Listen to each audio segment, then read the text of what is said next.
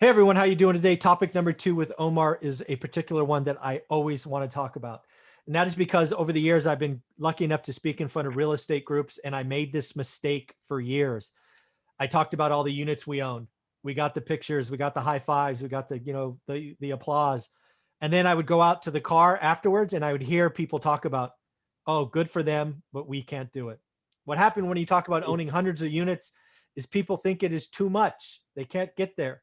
So that's why I talk about 4. That's what I talk about the first one or the next one. So get your mindset right. Do the work to get the first or the next. Stop thinking about 10 or 50 or 100 or 1,000. What do you think about that, Omar? Dude, that's so spot on because it's like saying, hey, Anya, I'm going to go make $1,000,000 Yeah. and you're only making 20K, 30K a year. Yeah.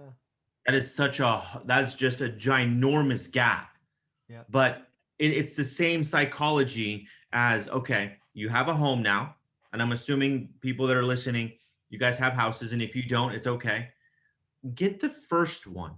Yeah. Focus on getting the first one, subject to owner finance. You go buy a regular house with a loan, conventional financing, 10% down, whatever. I don't even care if it's a duplex and you live in one and you get a FHA financing. Awesome. 1 to 4 units. Rent out the 3, live in one, they pay for your mortgage and you're rent free. Granted, you're in an apartment complex, but just know that hopefully, you pick the right area, but it's still the investment. Okay. Focus on the one before you're going to say, I want 10 doors. I want 50 doors. People come to me and they say, hey, my goal is to be at 80 doors. And I'm like, how many doors do you have now? None. Okay. 80 doors. Do you understand like the psychology of how to get there? 80 doors is, I'm not talking to, put it this way, the Michael that had 1 door is completely different from Michael having 182 or 185. Yeah. You have to change. Oh, yeah. Because the person that just thinks about the 1 door isn't the person that's even going to be remotely close to the person that has 10 doors. Oh, yeah. Then it's 20 doors, then it's 30 doors. So it's like you have to always evolve and you have to do that personal development aspect of it and understand your mind on what you want. So in this case, it's literally focus on that first investment property, get it all fine-tuned, golden. Don't stop your day job because that's the money that keeps coming in. Okay. This is just extra. And then as things happen, then you're able to, okay, put some money more aside, then get number 2 after number 1 is solid. Mm-hmm. So I don't know. I think that's spot on. I see so many people. I call it the shooting star syndrome. They come in, they come in and I can see them. They're vibrating. They're like vibrating with excitement. And, they're talking about having 1,000 units and they're just freaking vibrating with excitement. And I've gotten to the point because I've seen it so much. I tell them you're a shooting star and you're going to burn out because you can't be, like you said, the person you are today at 0 is nothing like the person that's required at 1,000, let alone 1 or 10 or 100, just using adding a 0 to it. It's amazing. My goal when I see somebody that's a shooting star is I want to whack 20% of the excitement off them. Like I think if I can carve off the tail of the shooting star, I might be able to save them. Because again, I'm a firm believer that buy and hold real estate is the path to a better financial future. But if I see a shooting star and I can't whack that 20% off, they're never going to get started because they're going to start talking about 1,000 and they're going to be at 0 and they're going to do things that over here that don't get you to here. And it's a shame that I see that too often. Oh, and you don't want to stop their excitement either because, you don't want to take that wind out of their sail.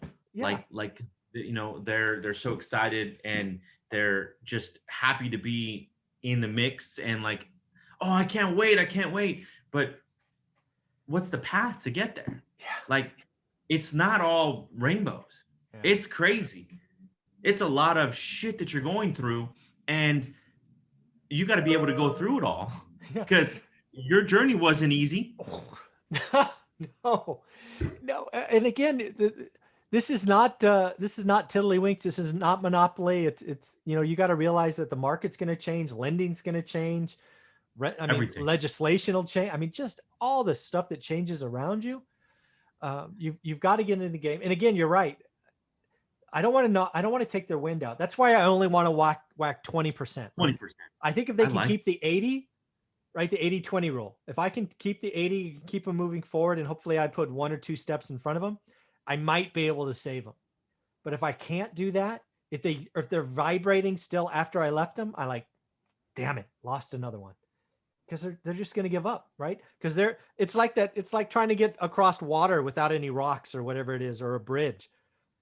You just can't jump that far, right? You need to have steps to get there, or stepping stones. So this is an important topic, folks. I don't even like to hear about 1,000 or even 100. I want to talk, if you have 0, I am comfortable talking about 4. If you have 4, I'm comfortable talking about 10. Once you have 10, do whatever you want, right? You're a very different person at 10 than 0. That's kind of how I break it down. And that's cool, because let's elaborate on that. When you're at 10, you understand the game a little bit more. Mm-hmm. And you get that aspect of like, it's just another door. At what point though, Michael, let me ask you a question. Mm-hmm. At what point at 10 did you know that you wanted to get to 20, or did you have a plan? Oh, I've never been asked that question.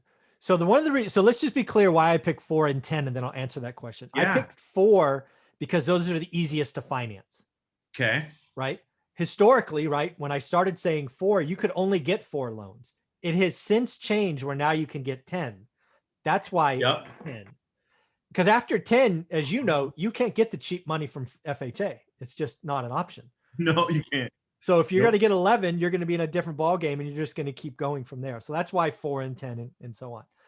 But by the time we got to 10, actually for us, it was 8. Our world changed at 8 because we couldn't buy the 9th. So trying to buy the 9th house, first off, we were smart because our spreadsheet said they were alligators, right? That 9th house would be negative cash flow.